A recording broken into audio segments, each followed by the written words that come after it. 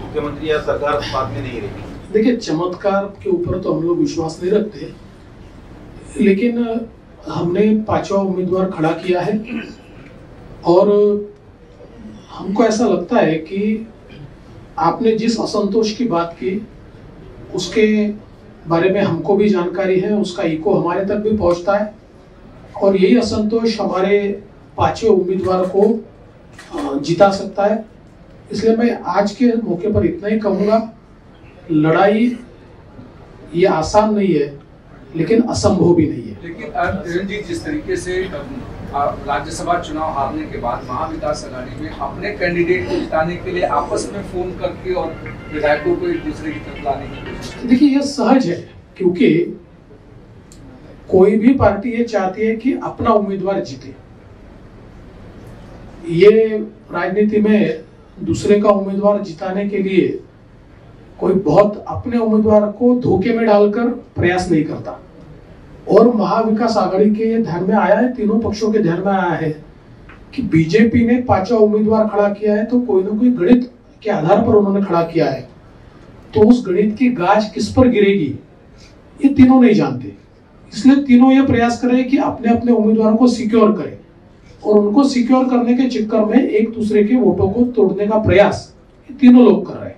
रवि राणा के घर पर जिस तरीके से पुलिस ने, क्या आपके उम्मीदवार, आपके वोटर्स को कम करने की कोशिश? देखिए, बिल्कुल साफ दिखाई पड़ता है जिस प्रकार से रवि राणा के घर पर पुलिस भेजी गई, वो डरा धमका कर उनको अरेस्ट कर कर वो वोट नहीं दे पाए, इस प्रकार का प्रयास चल रहा है तो हम भी उसके लिए तैयार है। देखिए, हमको पता है सरकारी तंत्र का दुरुपयोग करते हुए इस चुनाव को जीतने का पूरा प्रयास ये महाविकास आघाडी करेगी, हम भी तैयार है। सर, अग्निवीर योजना ज्या पद्धतीने कृषी कायदे मागे घेतले तशीच मागे घ्यावी लागेल असं राहुल गांधी यांनी ट्विट केलं आहे। राहुल गांधी खूप ट्विट करत असतात आणि दिवसभरामध्ये ते स्वतःच्या ट्विटला देखील खोटे ठरवतील अशी ट्विट्स करत असतात। त्याच्यामुळे त्यांच्या ट्विटवर वगैरे कुठली योजना मागेही होत नाही आणि त्यांच्या ट्विटला फार महत्त्व देण्याचे कारण नाही। उस्मानाबादमध्ये असं स्टेटमेंट केलेलं आहे, जयंत पाटलांनी उस्मानाबादमध्ये असं स्टेटमेंट केलेलं आहे की जर आमची मित्र पक्षामध्ये कोणी जर राष्ट्रवादीमध्ये येत असेल तर आम्ही नाही म्हणून सांगतो, मात्र भाजपाची जर कोणी येणार असतील तर आम्ही त्याला एक्सप्रेसवे तयार करून ठेवलेला आहे, आम्ही वाट पाहतोय कोणी येईल। त्यांचा एक्सप्रेसवे रिकामाच आहे, त्याच्यावर कोणीच यायला तयार नाहीये, त्याच्यावर गवत उगवलं आहे। मध्ये अपक्षांची 10 मतं मिळवण्यात तुम्हाला यश आलं होतं, त्यानंतर आज नाना पटोलेंनी आरोप केलाय की अपक्षांना भाजपचे नेते फोन करतायत की कुठेतरी ईडीच्या धमकी दिली जाते असं। नाना पटोले असं गमतीदार मधून मधून बोलत असतात, ते आपण ऐकून त्याची मजा घ्यायची असते। तमाम सारे लोग जिलावार न्याय प्रदर्शन शुरू कर रहे हैं और कहा जा रहा है कि फिर से हम प्रदर्शन करने के रास्ते रुक रहे हैं। देश हित में अग्निपथ की योजना तैयार की है, देश का युवा सही मार्ग पर जाए, उसके मन में देश के प्रति एक जज्बा तैयार हो और एक अनुशासन उसमें तैयार हो और उनमें से जिन युवाओं को करियर के रूप में सैन्य में भर्ती होना है वो करियर के रूप में भर्ती हो, जिनको लगता है कि मेरे जीवन के चंद साल मैं राष्ट्र के प्रति अर्पण करना चाहता हूं वो अर्पण कर पाए। इस प्रकार की ये योजना है। जरूर इसमें शुरुआत में कुछ लोगों के मन में कंफ्यूजन भी था या एक जेन्युइन उनकी डिमांड भी थी कि 2 साल भर्ती नहीं हो पाई तो हम एज बार हो गए, तो कम से कम जो लोग कोरोना के समय एलिजिबल थे उनको मौका मिलना चाहिए। तुरंत प्रधानमंत्री जी ने निर्णय लिया और 23 तक उस एज बार को बढ़ाया, एज लिमिट को बढ़ाया। तो मुझे लगता है अब कांग्रेस इसका पॉलिटिकल विरोध कर रही है और इस प्रकार से इस स्कीम का पॉलिटिकल विरोध करना ये देश हित में नहीं है। मैं इतना ही कांग्रेस को कहना चाहता हूँ। योजना आहे पण काही रिटायर्ड आर्मी ऑफिसर्स त्याच्यावरती प्रश्न उपस्थित करतायत की यामुळे आर्मी इन्स्टिट्यूशन म्हणून डिस्ट्रॉय होईल आणि मिलिटरायझेशन ऑफ सोसायटी होईल, याबद्दल तुम्ही काय सांगता? असं आहे की फार फेस्ट आहे ही योजना तयार कोणी केली? ही तर काही पंतप्रधानांनी तयार केलेली योजना नाही आहे, ही आर्मीनेच तयार केली आहे सर्व्हिंग ऑफिसर्सनीच तयार केलेली आहे.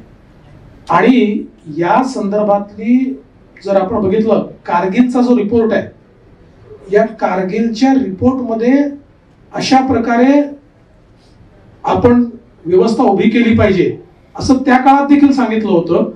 आणि सातत्याने आपल्या आर्मीमध्ये ही व्यवस्था कशी उभी करायची या संदर्भातलं मंथन चाललं होतं आणि त्याच्या आधारावर ही उभी केली आहे. त्यामुळे जर सर्व्हिंग ऑफिसर्सने एखादी योजना तयार केली असेल आणि ती देशाने मान्य केली असेल तर काही रिटायर्ड ऑफिसर्सचा त्याला विरोध असू शकतो, त्याला काही अडचण नाहीये. पण हे देश हितामध्ये आहे आणि म्हणून विरोध करणारे बोटावर मोजण्या इतके आहेत, सपोर्ट करणारे ढिगभर आहेत.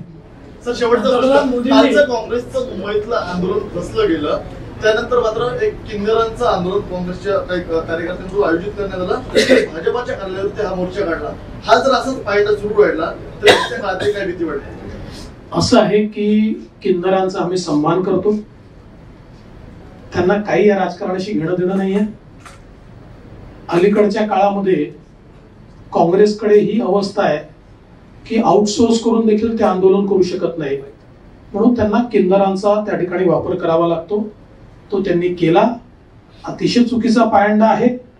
आणि मला असं वाटतं की पुढच्या वेळेस त्यांना किन्नर देखील मिळणार नाही. त्यांना आपण आंदोलन का करतो हे देखील माहित नव्हतं, ते राज्य सरकार विरोधात